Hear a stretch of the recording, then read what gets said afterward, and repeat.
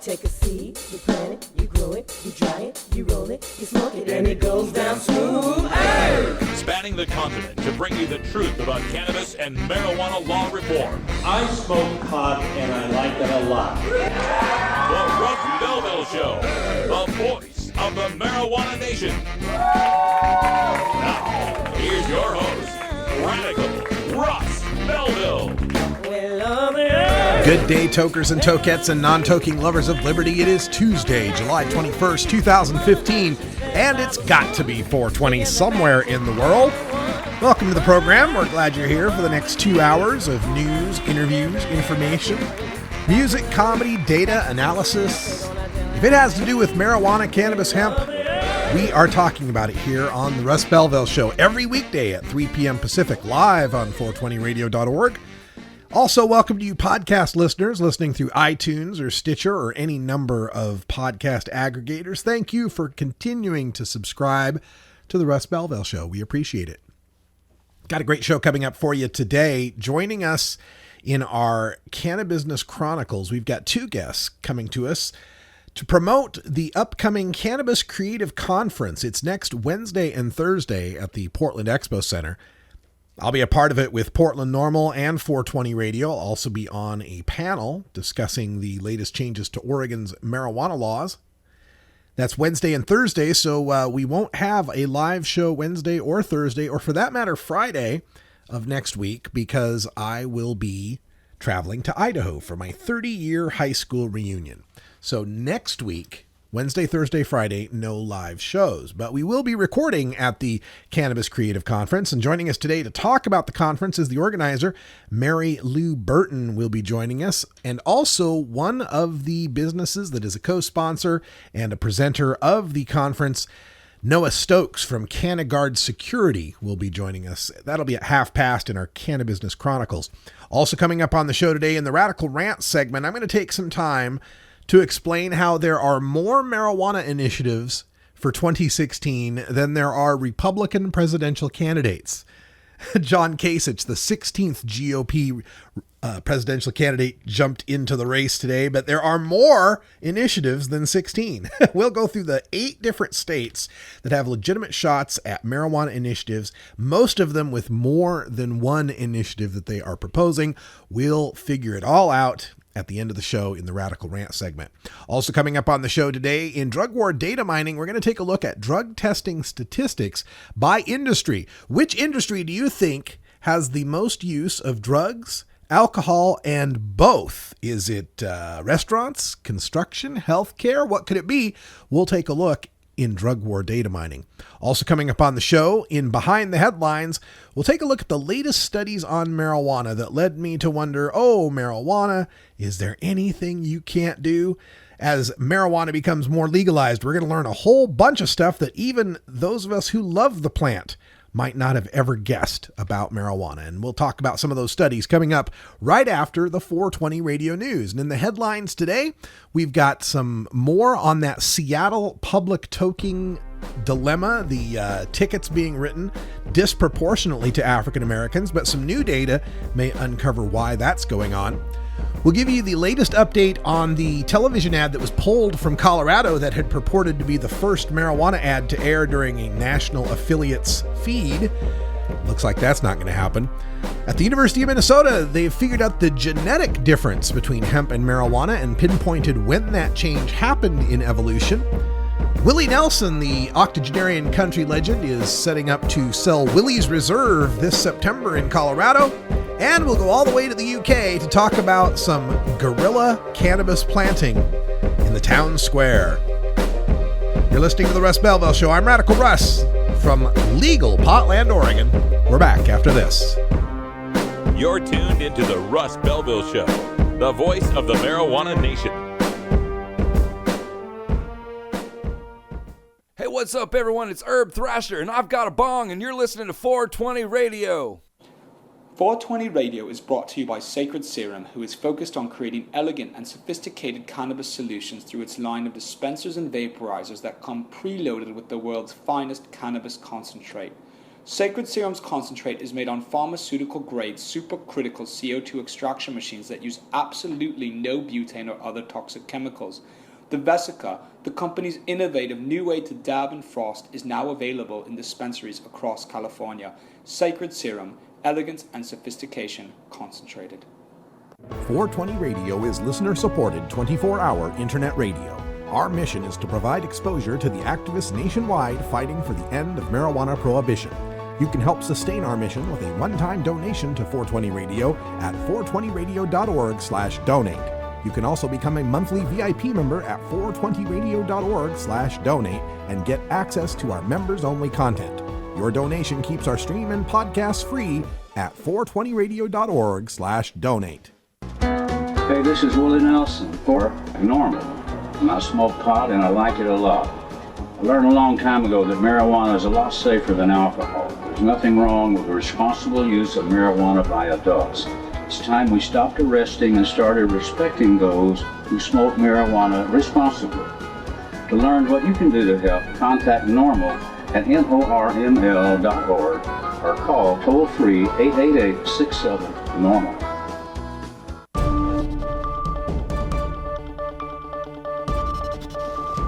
It's time for the 420 Radio News, covering the latest headlines in consumer cannabis, medical marijuana, and industrial hemp. Replays of 420 Radio News are embeddable and shareable from our SoundCloud page at soundcloud.com/RadicalRuss. Now, the marijuana headlines in 4 minutes and 20 seconds. This is your 420 Radio News for Tuesday, July 21st, 2015. Of Seattle's 85 public marijuana smoking citations between July 1st and December 31st, 2014, 40 were issued to people living in emergency or transitional housing. Although Seattle is only 7% black, 27% of marijuana citations went to African Americans. But knowing that nearly half of all citations are given to those in tenuous housing situations may aid in understanding exactly who is being cited. Some 94% of citations occurred in the West Precinct, which covers downtown. This emphasis on downtown is largely the result of Seattle's program to clean up public disorder in Seattle's major tourist hub. The emphasis on downtown would by itself make it more likely that those struggling with housing would be more likely to be cited, but also the homeless shelters enforce bans on marijuana use. Councilmember Mike O'Brien argued, quote, "If the reality is that people are living somewhere where they cannot smoke, they are going to smoke on the street," end quote. The first television ad for a marijuana product set to run on a local Colorado station Tuesday night has been pulled from the lineup over legal concerns. The 15-second spot for Neos, which makes vape pens infused with cannabis oil, was scheduled to air on Denver ABC affiliate KMGH before the Jimmy Kimmel Live show, a Neos representative told NBC News last week. But Scripps, the parent company of Denver station KMGH, decided that the commercial shouldn't run, said Valerie Miller, a Scripps communication manager. The local station had previously approved the spot, but then told Cannabrand, the marketing company representing Neos, that the ad would be put on hold indefinitely as the parent company investigates the legality of airing a federally illegal substance on federal airwaves, a Cannabrand statement said. Recreational marijuana is legal in Colorado, but not on a federal level. A University of Minnesota plant biologist has identified a key gene that distinguishes hemp from marijuana. George Weiblin is one of only a few scientists in the country who has been granted a waiver on a federal law prohibiting hemp. Weiblin told Minnesota Public Radio, quote, "We mapped the gene that distinguishes the production of THC versus a related molecule called CBD that's been getting a lot of attention in the press lately. We can trace this down to the fact that marijuana is missing an enzyme that produces this molecule, CBD, so THC dominates in the chemistry of marijuana plants. We believe we've identified the genetic changes that made that possible and how humans have selected for marijuana potency. We think that this genetic discovery has some policy implications and should be considered as efforts are underway to open the door to commercial hemp cultivation in the U.S., end quote. Relaxing at his ranch outside of Austin, Texas, country music legend Willie Nelson discussed his plans to enter the recreational marijuana market this fall. Nelson said that he made the decision after the sale of recreational marijuana became legal in Colorado and Washington state in 2012.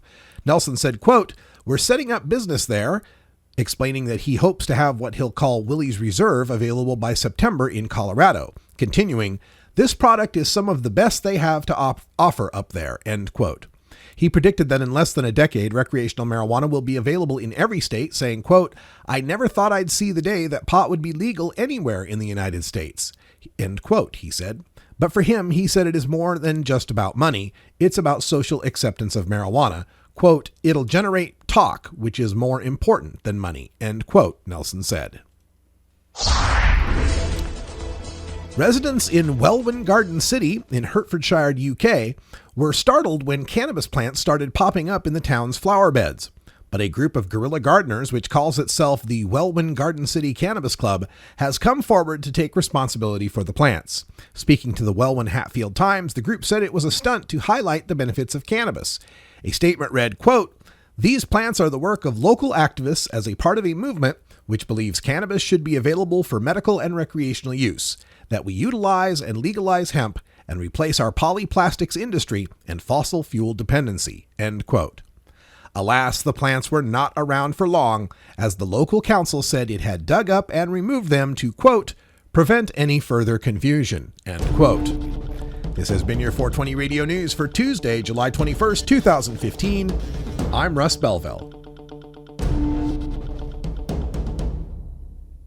The Russ Belville Show. We're as much like Cheech and Chong as ordinary Americans are like the Three Stooges. Hey, Mo! The fingerboard extension has fretted instruments to enhance your creativity. It has new and used guitars and banjos from beginning to high class. The fingerboard extension has National Resophonic, Husson Dalton, Larrabee, Heritage and Recording King guitars, and Mike Ramsey, Wildwood, Gold Tone, and Recording King banjos. The fingerboard extension also has drum stuff, used gear, and parts. Stop by the Fingerboard Extension, downtown Corvallis, Oregon at 120 Northwest 2nd, or check out the inventory on the web at fingerboardextension.com and reverb.com.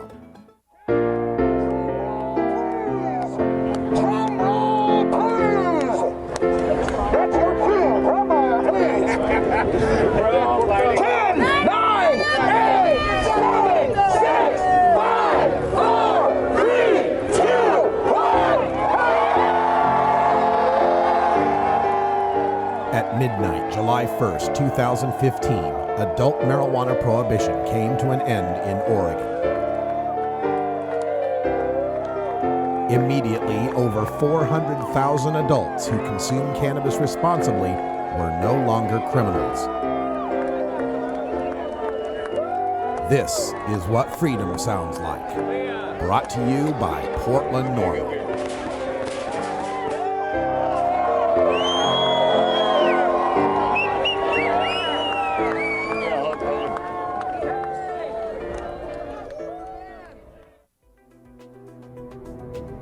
Oregon has joined Washington and Colorado in legalizing marijuana.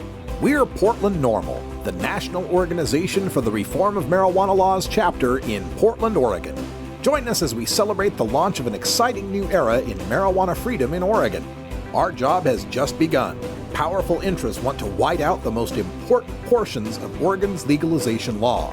By joining Portland Normal, you add your voice to the thousands who voted for Measure 91 and want it to be implemented as written. The people have spoken. Now it is time for the legislature to obey the will of the people. Find out more about Portland Normal at portlandnormal.org. Attend our monthly membership meetings on the fourth Saturday of the month.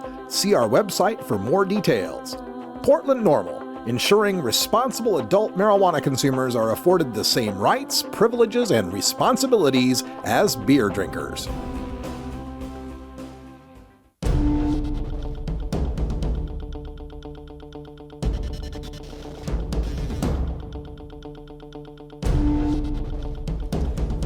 Broken bones, diabetes, HIV, overdoses.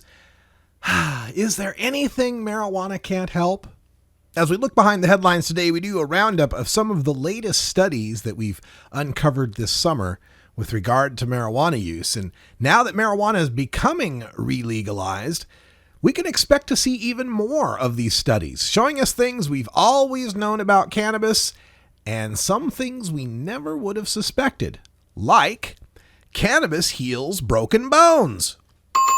Israeli scientists broke some rat bones, kind of cruel, and then injected them with cannabidiol, or CBD.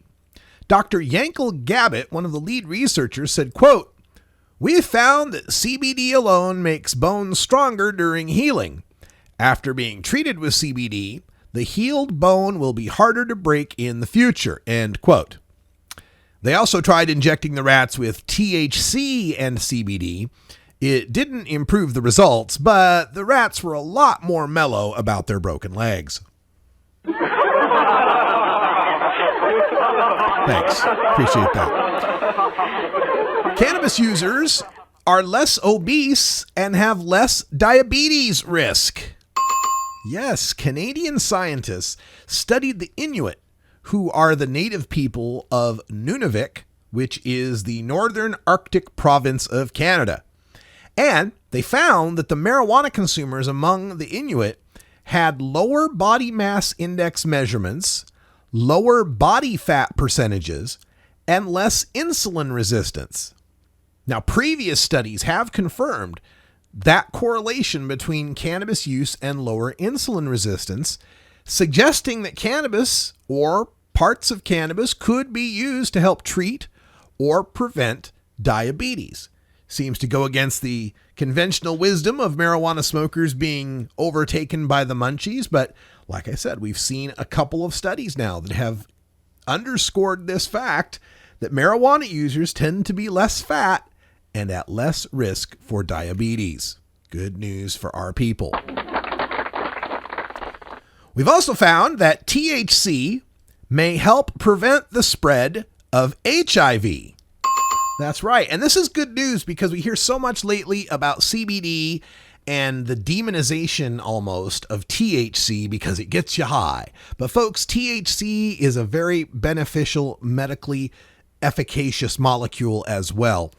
And for 17 months, Louisiana State University researcher Dr. Patricia Molina injected THC into monkeys that were infected with the simian version of HIV. SIV, simian immunodeficiency virus, right? She found that the monkeys that were treated with THC had less damage in the immune cells of their stomachs, which is where the simian virus often attacks to a great degree. She found the virus spread slower in those monkeys, which corroborated her earlier research that showed that the THC-treated monkeys had a better survival rate from the simian virus. Good news. Yes, the monkeys are very happy about that.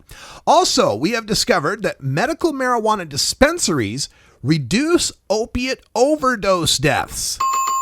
Now, this is an important finding because prescription opiate painkiller abuse is described as an epidemic by the Centers for Disease Control and Prevention.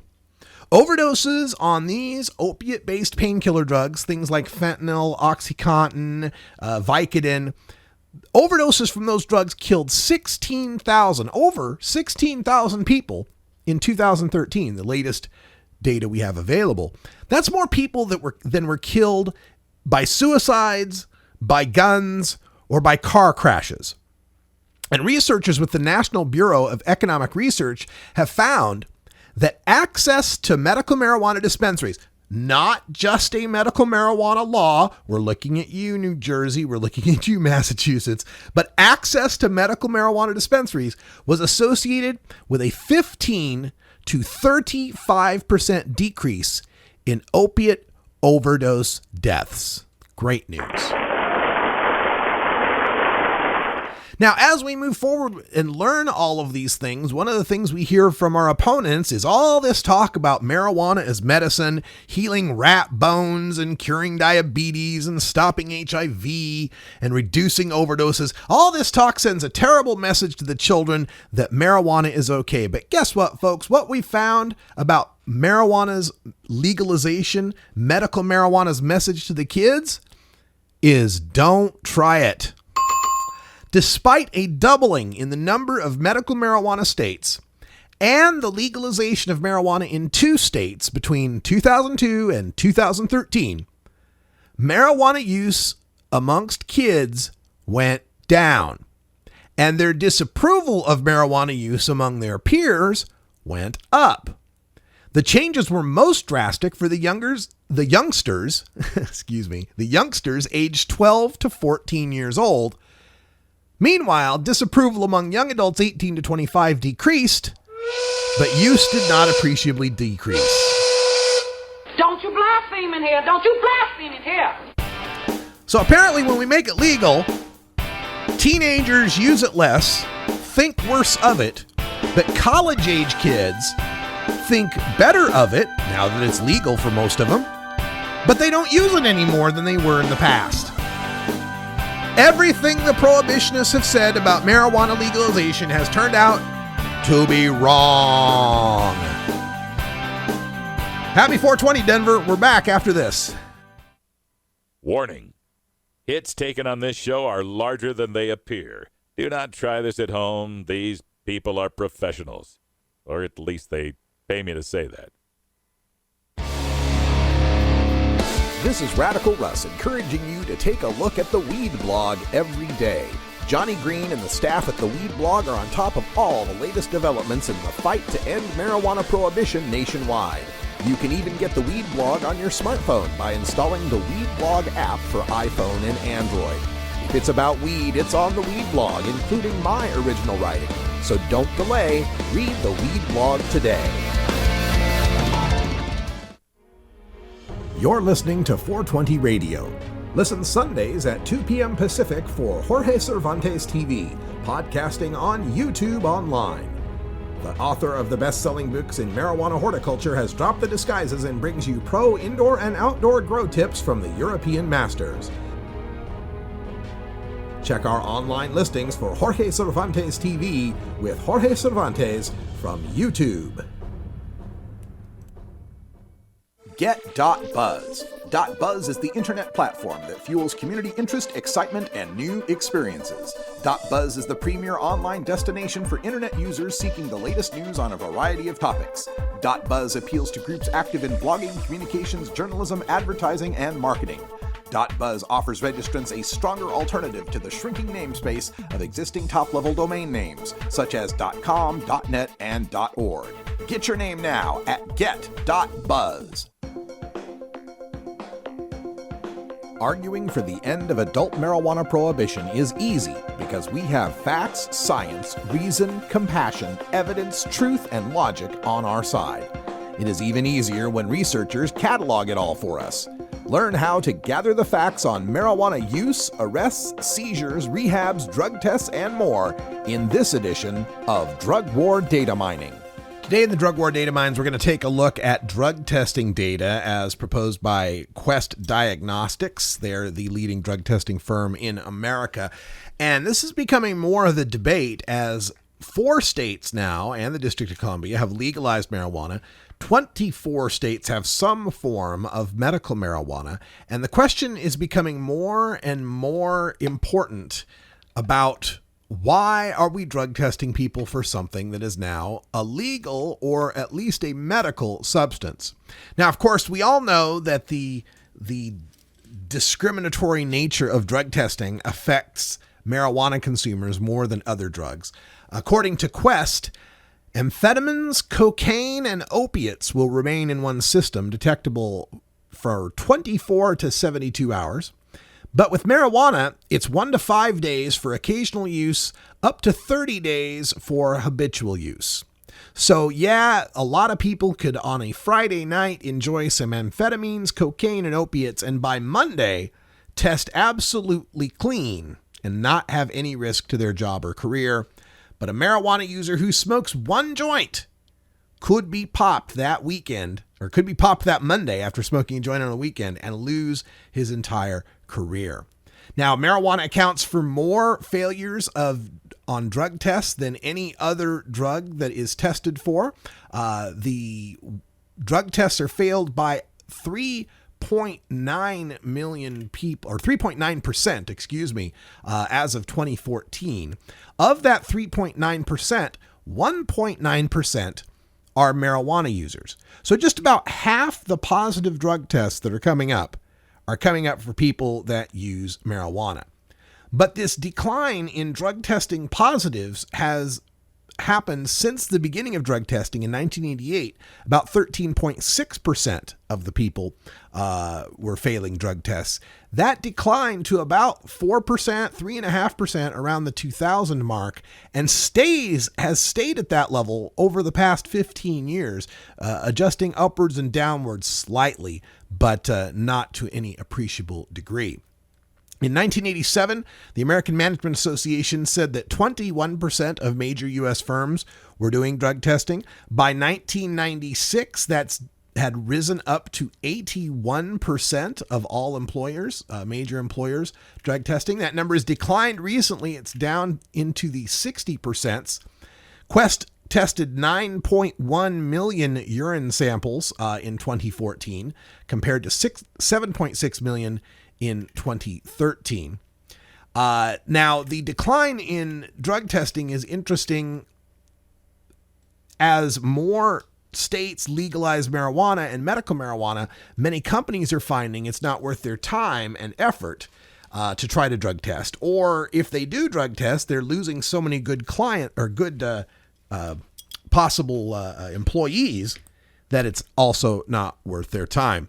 The Quest data also break down drug testing and drug use and alcohol use, I should say, by industry. And it's an interesting look in that they include alcohol here. Of all industries that have the greatest amount of alcohol use, it's mining at 17.5% of the people involved in mining are heavy alcohol users. 16.5% of the construction industry uses alcohol heavily. 11.8% of accommodations and food service, that'd be hotel and restaurant. And 10.2% of wholesale trade, 10.3% of utilities. Those all represent the industries for which 10% or more of the workers are heavy alcohol users. When it comes to drug use, 19.1% of people in the accommodations or food service industry have used illicit drugs. That's almost 1 out of 5 using illicit drugs, and another 11.8% that are heavy alcohol users, giving us about 31%, almost 1 in 3 people in accommodations and food service that use a lot of alcohol or some sort of illegal drug. The construction industry had 11.6% illicit drug use. Arts, entertainment, and recreation, 13.7% drug use. Management, 12.1%. Information, 11.7%.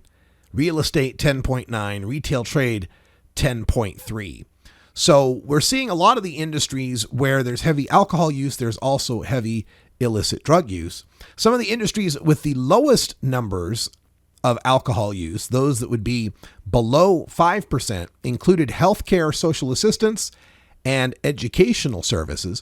Those with 5% or less illicit drug use include mining, public administration, and educational services.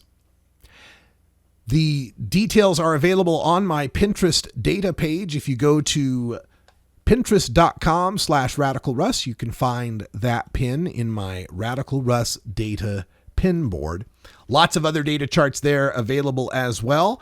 Almost every edition of Drug War Data Mining that I do comes from information that I've pinned on the Pinterest chart. So check it out, Pinterest.com/RadicalRuss.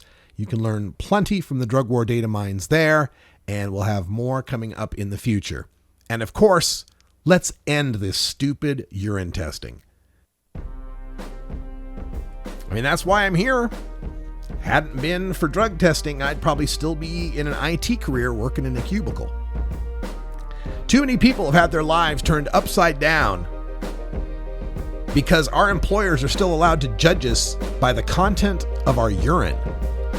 The metabolite content that only proves we're cannabis consumers, not that we're any sort of risk, not that we're any sort of productivity loss. We are good people and we deserve our right to work. When we come back, Cannabis Business Chronicles with Mary Lou Burton and Noah Stokes, right here on 420 Radio.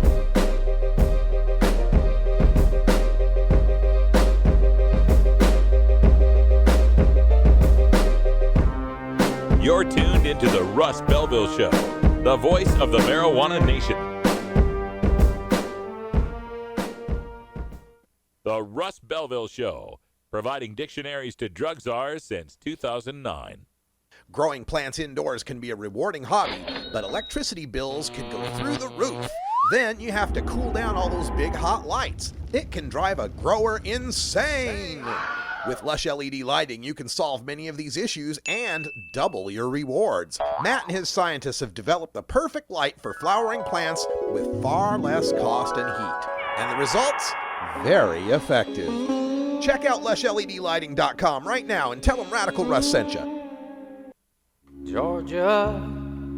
Hi, this is Willie Nelson. Alcohol prohibition didn't work in the 1920s, and marijuana prohibition isn't working today. It's time we stopped arresting responsible marijuana smokers. It's the fair thing to do. For more information, contact NORML, the National Organization for the Reform of Marijuana Laws. Call toll-free 888-67-NORML or visit their website at norml.org. Hey everybody, it's Radical Russ here from 420 Radio, inviting you to be like me and get your ink done at Lucky Horseshoe Tattoo, Fort Worth's most female-friendly, clean, sterile, awesome tattoo shop. Thomas and his crew are true artists who can design you a custom piece or use a design you bring in.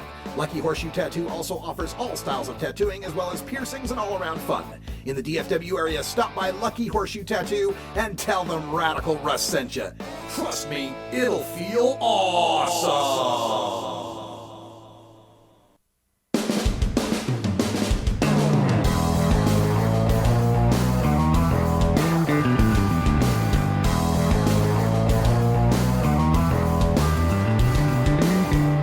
Mark Twain once said that when there's a gold rush, it's a good time to be in the pick and shovel business. Today we look at the rapidly evolving markets in the marijuana green rush in our Cannabusiness Chronicles. Welcome back, everybody. 32 after the hour, and joining us today to talk in the Cannabusiness Chronicles, we've got Mary Lou Burton on the line. Mary Lou, can you hear me okay? I can. Hi, Russ. Hi there. Glad to have you. We're going to try and get Noah Stokes on the line as well here in the middle of the interview. But first, let's start by talking about the Cannabis Creative Conference. What do you want people to know about this conference? Well, being a mother of 4 teenagers and not really knowing much other than catching my kids smoking it, I really put together this conference to pull together the entire industry.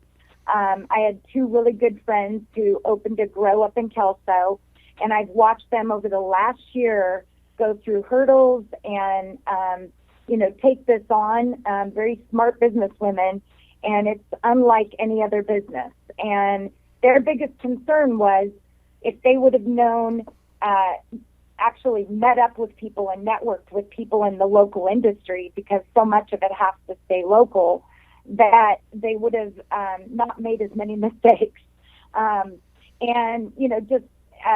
It's just a, brand new industry. And my goal was to really focus on the people in Oregon and all over the country that have really done their time and have taken the risks and are really the true experts. So we're talking about a conference that's educational and networking for people that are wanting to get into the marijuana business. Is this just for Oregon marijuana business, or are you going to include Washington? No, okay. We're all over. We have people coming from all across the country because I think everybody's going to look at Oregon, to be consultants and so forth. All the other states are already contacting Oregon to find out how we did it, what we learned from Colorado, what we learned from Washington. So, it's to pull the Pacific Northwest together. There are some larger conventions, but as my friend said, they were small fish in a large sea, and it was hard to connect up with the people in their area. And it makes it that much more powerful that we all work together as one. I've been an event planner in the event industry for 30 years. And when everybody works together, I have a huge conference at the Oregon Convention Center where I have over 200 event businesses, and the people planning a corporate Christmas party or golf tournament, they come through the show and basically can find everything from A to Z. And so that's kind of what we're doing for the cannabis industry.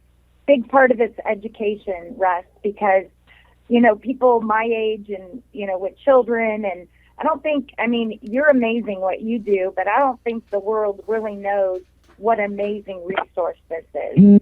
And with a mom that just passed away 6 months ago, I believe it could have helped her extensively with her pain. And they had her on, so many opiates. So at the conference, we have doctors coming in, scientists, people that have studied and know so much about this. So we even want to invite people that just want to learn more about it. My 83-year-old neighbor has terrible back pain. And she's like, can I invite all my friends? And I said, absolutely. And that's what it's about, is pulling together even the people we're sending out to CEOs of companies, because they're going to have to learn how to deal with employees. I just read about a huge company that sent out a memo that they're not going to allow their employees to do medical or recreational. Yep. And it's crazy. Yeah, I'm glad that you are focused on getting education out there to older people. A lot of these cannabis related expos and fairs a lot of times seem to be geared toward the young. And I've always been of the opinion that, people under the age of 40, they got their hookup. They know what's going on. Exactly. It's the older folks that need some help. Yeah. And, it's like my kids, they're like, Mom, are you a drug dealer? And I'm like, no, guys, I'm planning a conference. And I said, but if you can't win them, join them, My oldest son had very severe ADD and lots of learning problems. And being in Lake Oswego, it's hard to fit a square peg into a round hole. Sure. And with him being my oldest child, when they diagnosed him, I went, oh, my God, there's a word for what I am. I realized I have ADD. But what I think we do is we drug these kids up. We put them in a corner. We try to make them fit into a school system where there's 30 kids in a classroom, and a teacher can't handle that. And I believe there really are our entrepreneurs and our inventors and our, really just, they're brilliant people. And I was out at Mary Jane's House of Glass out in Vancouver, so excited. They're doing a trade school for glass blowing. Oh, great. So for a kid that may, college may not be the track for them, there are just, this is the whole new thing, and I don't think we'll see anything like this in our kids or our grandkids' generation. Yeah. And Russ, I know I'm talking a lot, but 4 years ago, President Obama came to my convention center the same day as my trade show, and basically closed down all the streets, and my exhibitors lost about $4.5 million. So as he was next door saying, I'm here to help small business, I was being put out of business. Oh, my goodness. And so I have an article that Mary Lou Burton versus President Obama, and it really worked out okay because the public got the word out there. The news said you need to show up and come down and even though the president was in the way. But, I, as a small business, never got my bailout. And every day I go to the bank and ask for it. We're speaking with Mary Lou Burton. She's putting on the Cannabis Creative Conference next week. It's Wednesday and Thursday at the Oregon Expo Center. And that's off of Marine Drive, if I'm not mistaken. Yes, Portland Expo Center. Portland Expo Center, right. Because people get confused. Oregon Convention Center versus Portland Expo Center. This is the one out there on Marine Drive, folks. You want to get out there. Exactly. We'll be out there as well, recording interviews and meeting people and tabling with Portland Normal out there at the event. And Mary Lou, this is an interesting story to me in that, you're a mom and you're working as a professional event planner. What got you into the world of cannabis? Well, I told you my two friends up in Kelso, watching what they've gone through, and they basically knew what I did with my conventions, and they were like, Mary, you have to do this. So cannabis was never a personal part of your life before this? Nope. The only was catching my kids doing it. Just catching the kids, but, huh? Yeah. Now I got to pay for college, Russ. So no. But the thing, so it was a combination. My son ended up getting his medical marijuana card at 16 because he had a bad snowboard injury. He told me as a teenager the medicine he was on, the opiates, that made him crazy and made him not want to live. And we dealt with that in junior high. And when he finally went on medical marijuana, it helped him sleep and it helped him stay even. And a PhD doctor told us that it was much healthier than the other crap that's out there. Absolutely. And this doctor has done surveys on 300 kids that have gone off the deep end, committed suicide, all these things. And those drugs have on the label, may cause suicide, you know? And so that was an eye-opening thing for me of, you know, and with the tax dollars that this will bring in, I believe we could create a school system that could accommodate these other kids and not make them feel bad or ostracized for who they are. Yeah. Now, Mary Lou, coming from the other side like you do, the mainstream, and now you're talking about 16-year-olds using medical marijuana, do you get any pushback from your friends, family, or other, contemporaries on this? Yeah, and I think there is a limit to it. I get concerned about the children, but I think it's education. I mean, the kids are doing it, and it's education on what it can do. I had really, I'm going to tell you right now, I was hooked on Ambien, and it was ugly. And it was a 3-year thing that I was like, I am not sleeping. And my friend said, you should really try a CBD vape pen. And I'm not a drug user, Right. And I sleep better than I've ever slept in my life. And I've told some of my friends, and it's piqued their interest. The big thing I learned when my mom passed away is they just started prescribing things like the patch and the rub, that it doesn't have to be the smoking pot. It's the medical benefits. If people look into the history, in the 1700s, people were arrested for not raising a cannabis crop. I mean, I don't know, where it all came from, where it became illegal, but I've heard, maybe you can tell me that that hemp was the DuPont.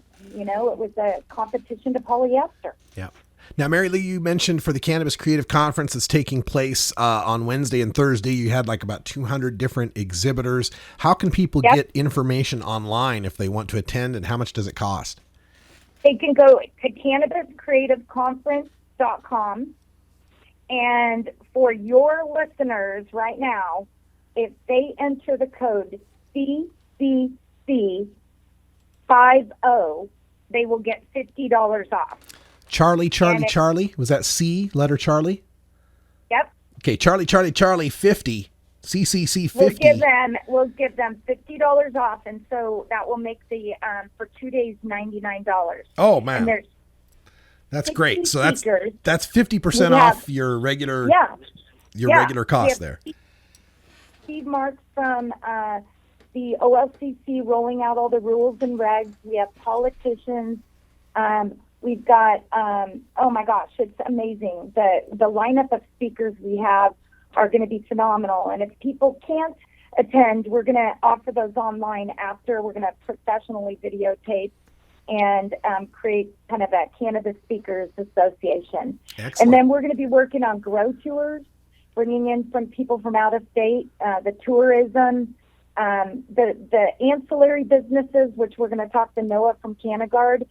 The amount of new employees he's brought to this Oregon is amazing with what he's started. And it's the entrepreneur's candy store. I mean, it's like the businesses that are popping up out of this. And then I forgot to tell you on Tuesday, Russ. Yes. This is super exciting. MJIC, which is a huge investment company, is coming here from New York. And they're basically going to be telling people how to get funded, it's like a half-day seminar. Oh, wow. And that one is $99 as well. And we brought that on board a little bit later So, Mary Lee, I'm afraid we're running out of time here, but I want to make sure people know it's the Tuesday for the Investor Summit, Wednesday and Thursday for the conference. Check out CannabisCreativeConference.com. Use the code CCC50 to get 50% off, and we will see you there. I'm one of your speakers, so thanks for joining us and tell us about it. Thank you so much, Russ. All right, have a great day. You're tuned into the Russ Belville Show, the voice of the marijuana nation. The Russ Belville Show is blogging and podcasting daily at RadicalRuss.com. Adam Hand of Handmade Apparel produces quality custom designs for t-shirts, hats, and other apparel. Handmade Apparel is the official design shop for 420 Radio, among many clients who rely on Adam Hand for everything from short-run custom projects to full-run clothing lines.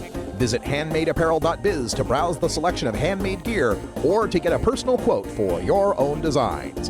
Handmade Apparel, a proud supporter of 420radio.org.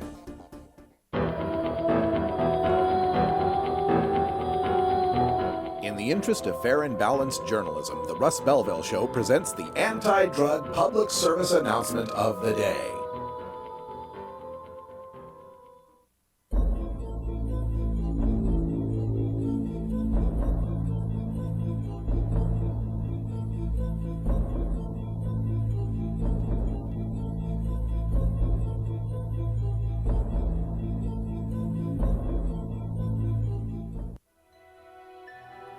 This has been the anti-drug public service announcement of the day. To cure this sort of reefer madness, listen to the Russ Belville Show every weekday on 420radio.org. You know Herb Thrasher from the Herb Thrasher Flower Hour. Now get ready for Herb Age Designs for the proud cannabis consumer. Herb Age Designs, lifestyle gear for the 420 friendly. Herb Age Designs, we've got Frisbee golf discs and durable hemp gear. Herb Age Designs, we've got shot glasses, drinking glasses, coffee mugs, and beer cozies. Check us out on Facebook and online at herbagedesigns.com and follow Herb Age and Herb Thrasher on Twitter. 420 Radio is 24-hour marijuana legalization radio.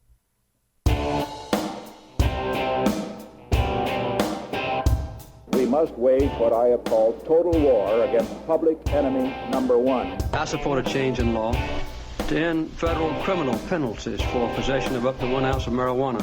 That marijuana, pot, grass, whatever you want to call it, is probably the most dangerous drug. Some think there won't be room for them in jail.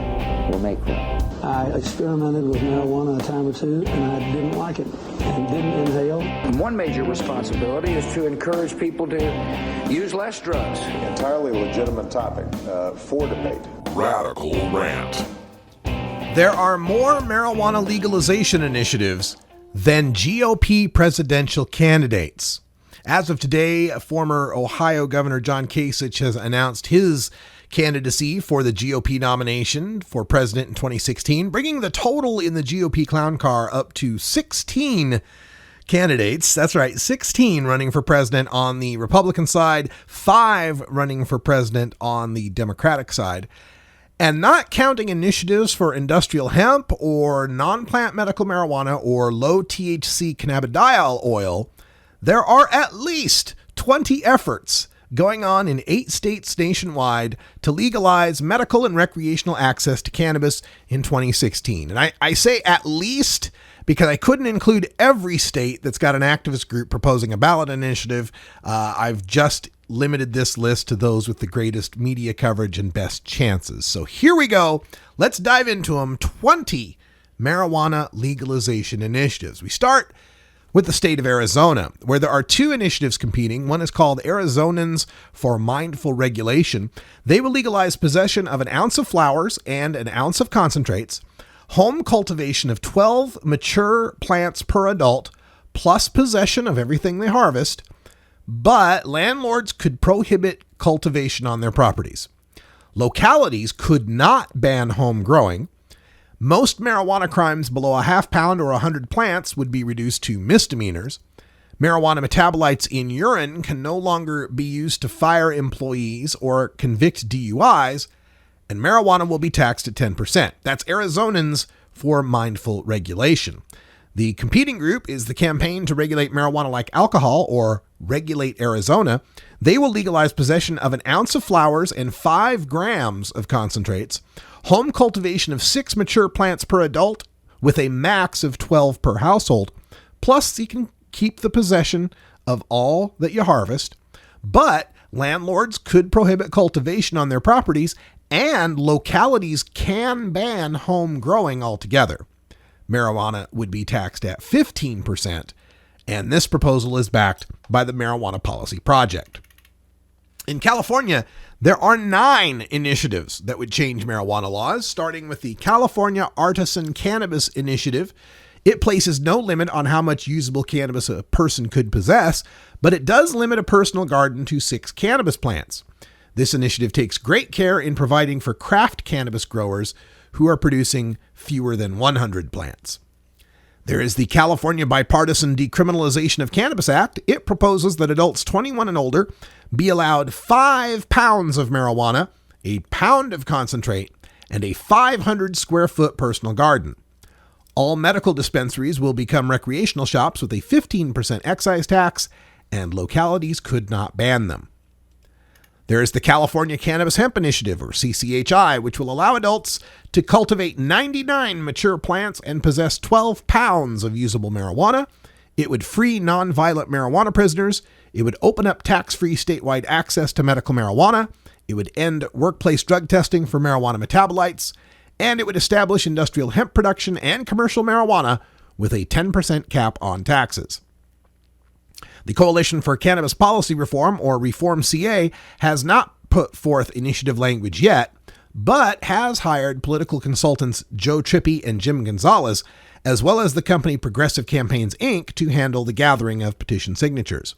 Reform CA is backed by or working with all the major national marijuana reform groups. The Community Restoration Act to Regulate, Control, and Tax Cannabis has been filed by Alice Huffman of the California NAACP.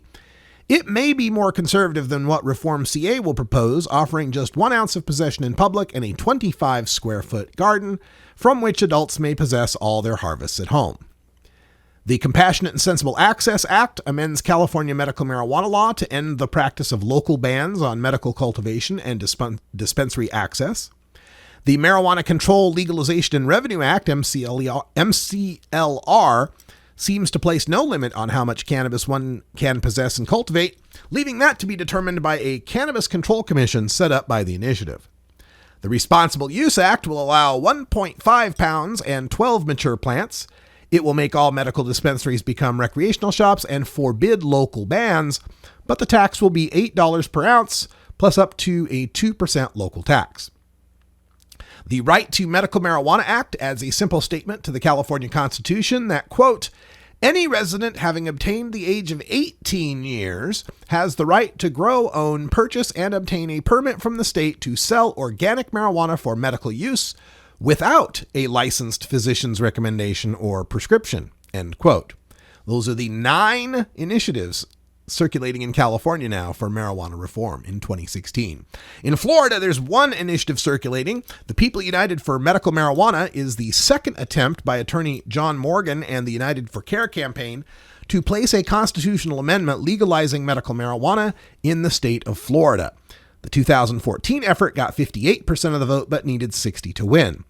The amendment will not allow patients to home grow, but it will allow access to whole plant medical marijuana. In the state of Maine, there are 2 competing initiatives. Legalize Maine will legalize possession of 2.5 ounces and cultivation of 6 mature plants, 12 immature plants, and unlimited seedlings. The Department of Agriculture will regulate the commercial marijuana market, consisting of adult use social clubs and unlimited retail stores, with preference given to medical marijuana caregivers and dispensaries, subject to a 10% flat sales tax. They're up against the Campaign to Regulate Marijuana Like Alcohol, or Regulate Maine, which will legalize possession of 1 ounce and cultivation of 6 plants. The Alcohol Bureau will regulate the commercial marijuana market, consisting of adult use social clubs and 70 initial retail stores run by a majority of Maine residents, subject to a 10% tax on top of the standard sales tax. This proposal is backed by the Marijuana Policy Project. In Massachusetts, there's two competing efforts also to regulate marijuana. Bay State Repeal proposes to legalize marijuana farmers markets and cannabis cafes, and protects marijuana farmers and marijuana retailers from any restrictions that are not made on other farmers and alcohol retailers. Its marijuana laws will be made retroactive for people previously convicted of marijuana crimes to help reduce fines and sentences. Personal possession and home cultivation are made legal with no specific limits. They're competing with the campaign to regulate marijuana like alcohol, or Regulate Massachusetts, which is backed by the Marijuana Policy Project but has yet to disclose any details of their initiative. Michigan has two competing initiatives as well. The Comprehensive Cannabis Law Reform Initiative Committee, or MI Legalize, will allow cultivation of 12 plants over 12 inches tall and unlimited plants under 12 inches tall, and possessing the results of the harvest. Gifting up to 2.5 ounces to other adults is allowed. Commercial marijuana will be available and subject to a 10% tax. They're up against the Michigan Cannabis Coalition, or MI Cannabis, which will legalize home cultivation of marijuana with a maximum of 2 plants in flower, though localities could ban home cultivation or raise the limit to 4 flowering plants. Adults could share any of their homegrown marijuana with other adults. A commercial system of retail marijuana will exist, with taxes yet to be determined. In the state of Missouri, Show Me Cannabis will legalize possession of 1 ounce of extracts, 12 ounces of flower, 16 ounces of edibles, 20 ounces of liquids, and cultivation of 6 marijuana plants. It will also establish a medical marijuana program and a commercial marijuana market. It will also provide a path for expungement of past marijuana criminal records. And finally, in Nevada, the only one on this list already on the ballot, Regulate Marijuana Like Alcohol, or Regulate Nevada, will legalize the possession of 1 ounce of flowers and 1/8 ounce of concentrates, and cultivation of 6 marijuana plants per adult, with a max of 12 per household, and to possess the results of the harvest. There will be a commercial marijuana market with a 15% excise tax. The proposal is backed by the Marijuana Policy Project. So there you have 20 different initiatives, and I didn't even include Arkansas, Idaho, Wyoming, New Mexico, South Dakota, states that have some on the list, but the chances of them going anywhere in those very conservative states are highly improbable. So no offense to those I didn't include for time's sake, but I had to include the ones that were most likely to be seen. Of these 8 states, it's disturbing that there are only 2 of them, Florida and Missouri, 3 of them, Florida, Missouri, and Nevada, that only have one initiative campaign.